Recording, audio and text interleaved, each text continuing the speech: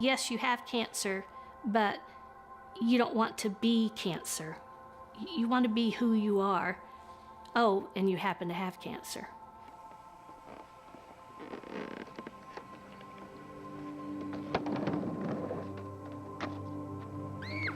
You trying to get sisters?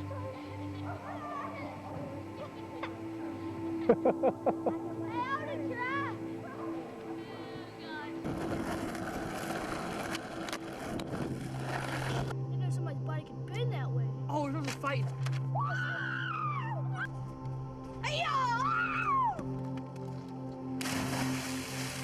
During Christmas of '07, Josiah got stung on the face and had an allergic reaction to the bug bite. And we tried normal things and nothing took away, the irritation. So we took him to the doctor the first day back at school. And they ran the normal blood test to see what to give him and sent us to another hospital. And they discovered he had leukemia, but they didn't tell us. And so then from there, we were sent to Pitt, and we chose Pitt to begin with because it was closer to where we live. When we arrived at Pitt, it was about 5 o'clock in the morning. So basically, we just sat in a room and tried to sleep, but you don't really sleep, for hours. And then a medical team came in who we did not know because we were new there, and they thought we knew that Josiah had leukemia.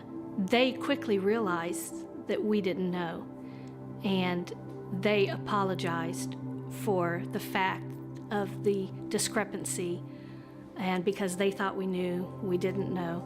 And so they left the room and they said, we'll come back in 20 minutes.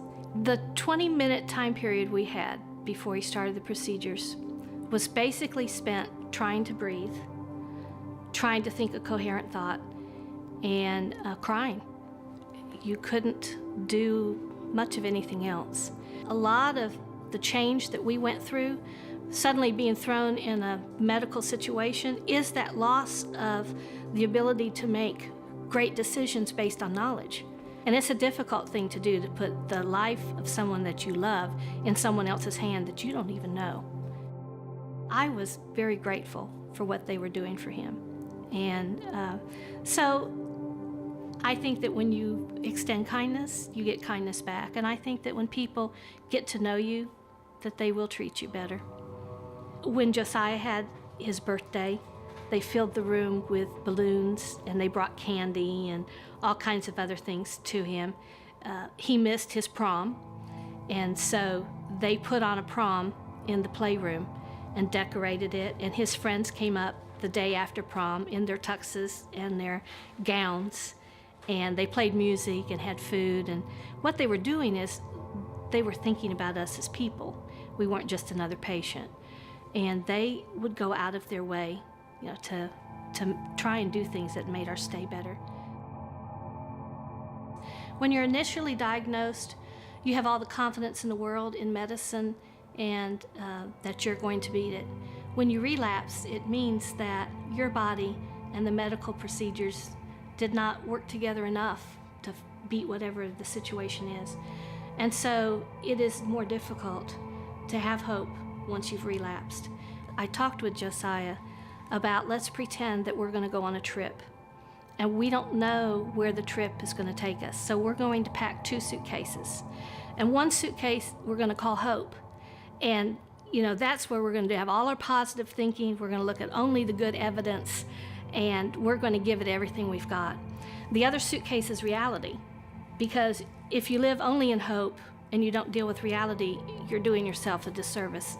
This is his life, this is his body, and we never kept anything from him. And because we told the doctors that, they didn't keep things from him either.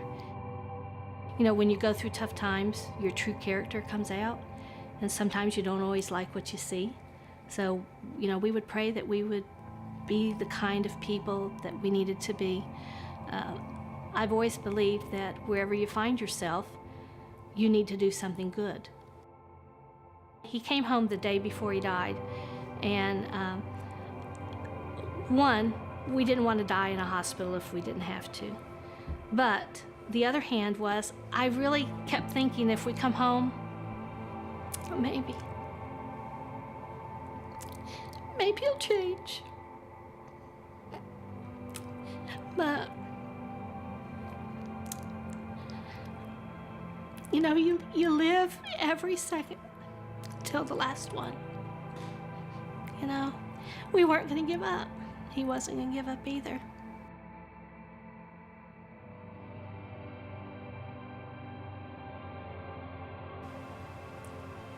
I'm just going to record Josiah's voicemail before we end his phone service.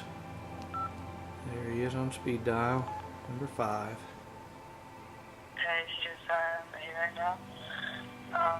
Call back later and I'll try to get back to you. Alright, bye. To record a voice message, press 3. Press 1 to enter a telephone number or a short message. Please begin recording at the tone. Sure do love and miss you, son. See you later. You can often feel like everyone should be handed and given a very long, healthy life, and that's not the way the world goes. And that wasn't his life. I don't understand it, and I don't like it, the fact that his was a young life, but he made a big difference, and now we're going to make a big difference. We were changed by the whole situation. When any kind of illness enters your life, it changes who you are. And as much as you desire to go back to the old normal, it will never be the same. One of the best ways to make the hospital a better place is to listen to the people who have to experience it. And so this was a way that I could, leave part of a legacy for Josiah, is to make a difference in the world that he lived in for a year. But if you can reach out beyond yourself, it helps you to heal. So it's been very healing, very cathartic to do something beyond myself to help other people. Go on a hunt for joy and just envelop yourself with good things, and it will pay off in the long run.